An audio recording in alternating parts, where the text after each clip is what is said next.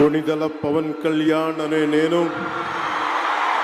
శాసనం ద్వారా నిర్మితమైన భారత రాజ్యాంగం పట్ల నిజమైన విశ్వాసం విధేయత చూపుతానని, భారతదేశ సార్వభౌమాధికారాన్ని సమగ్రతని కాపాడుతానని, ఆంధ్రప్రదేశ్ రాష్ట్ర మంత్రిగా నా కర్తవ్యాలను శ్రద్ధతో అంతఃకరణ శుద్ధితో నిర్వహిస్తానని, భయం కానీ పక్షపాతం కానీ రాగద్వేషాలు కానీ లేకుండా రాజ్యాంగాన్ని శాసనాలని అనుసరించి